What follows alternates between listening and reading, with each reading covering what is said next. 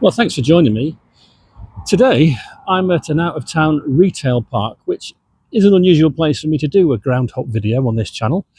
But this hasn't always been a retail park. In fact, a number of years ago, this used to be a football stadium. And for me personally, this is a very significant football stadium indeed.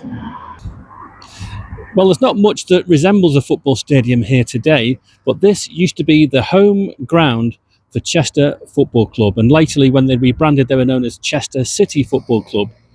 But it's quite some time since any football was played here.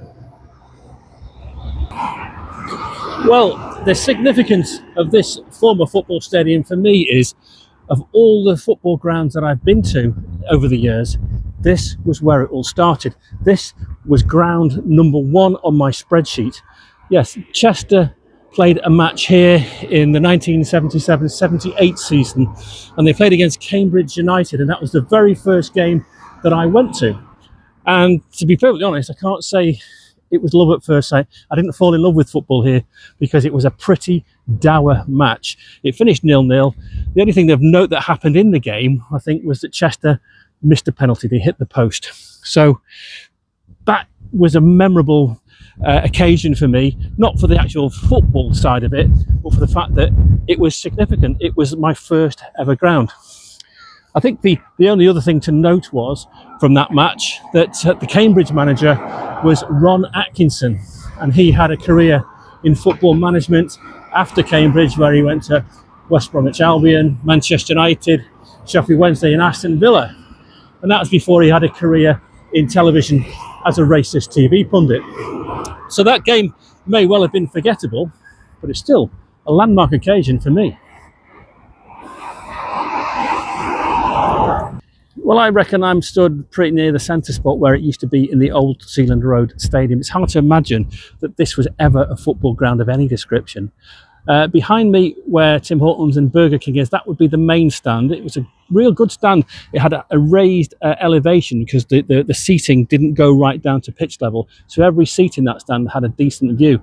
And when the ground was demolished in the late 80s, the actual roof of the stand that was behind me, that actually was sold to Port Vale Football Club. So they've got the old roof from the main stand at Chester. Well, where the range is and the 10-pin bowling alley, this would have been the Cop end of Sealand Road. That was where I watched my first game between Chester and Cambridge. And I've been looking around the place, and there's not any sight of a football stadium that would even make you think that there was ever a football ground here. Not a perimeter wall, not anything that would describe a history of football here in this part of Chester. It's quite sad, really, because it was a good old school ground. It had covered terracing on two sides, an open cop behind me, and that main stand which I mentioned. So it's such a shame that Chester were unable to continue to stay here, because this was a real good ground. It had plenty of character. Well, I have found some reference to the footballing history of this site. Old Seals Way is named after the nickname of Chester FC back in the day. And this road is the access route into the retail park. So at least there is some sort of celebration, some sort of reference to the footballing heritage of this part of the city. So it's now Chester Retail Park, but over that direction there was a larger development, and that over there is called the Greyhound Park. And actually, collectively, this part of Chester is all known as the Greyhound Park, even though this is technically Chester Retail Park. And the reason why there are two retail parks side by side is because there used to be two stadiums in Chester side by side. So the football ground was here, and over there was the Greyhound Stadium. And you look at old pictures and you can just see this phenomena of having two different use stadiums in very close proximity. So after this plot of land was sold, the stadium was demolished and the retail units were moved in. But it was still about 3 years before Chester could actually play football in the city again. They had a hiatus over to the other side of the county, and they played their home games in Macclesfield, which I can tell you from Chester is a bit of a pain to get to. It's about an hour and 20 minutes to get there. And the loyal Chester supporters made their way over to East Cheshire to watch their team.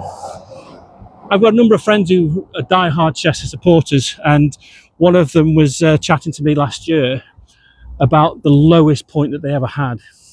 And it was a day that they were playing a home game in Macclesfield, and I think he said they got beat by Accrington Stanley.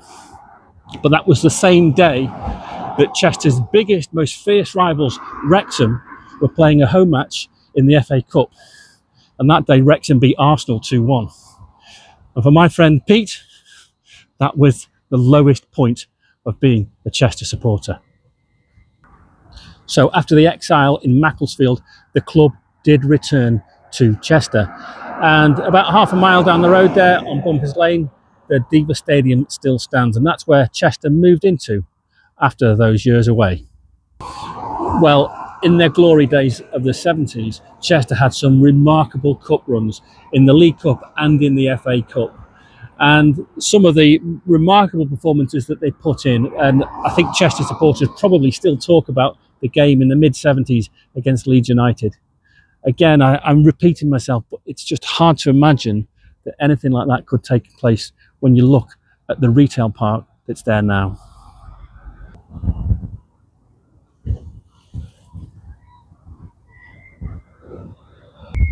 So that's Sealand Road, and coming here and thinking about what it was and comparing it to what it is now, it's genuinely quite sad. I was fortunate enough to watch a number of matches here. I was very fortunate to play on the pitch here twice, and even though they both ended in defeat, they were still incredible experiences for me. And also the football club that was here, it felt really a part of the city, it felt really a part of the community, and Chester's a small city, and bumping into players or managers or what have you, it wasn't uncommon. In fact, when I was playing school football in the early 80s, the person who was doing the presentation of the medals in the cup final was the then manager, Alan Oakes. And he seemed a huge giant of a man. He was a guy who played so many times for Manchester City, who are the team that I've been brought up to support. So it was a huge honour to be presented with my, again, runners-up medal from Alan Oakes. And after the presentations, I went over to Alan Oakes and said, excuse me, did you used to play for Manchester City? And he said, yes, I did, a very long time ago. And then he had some words of encouragement and reassurance for me. He said, keep your head up, keep trying, and you'll get there. Good luck, son. And those words, a few throwaway words from a former professional footballer, meant the absolute world to me. And Alan Oakes was, like I say, manager of Chester City at the time. So it was quite incredible to have that memory that I still carry with me today. So that's it. Ground number 1, Sealand Road. Thanks very much for joining me tonight. Hope you've enjoyed this video. Hopefully you'll join me next time.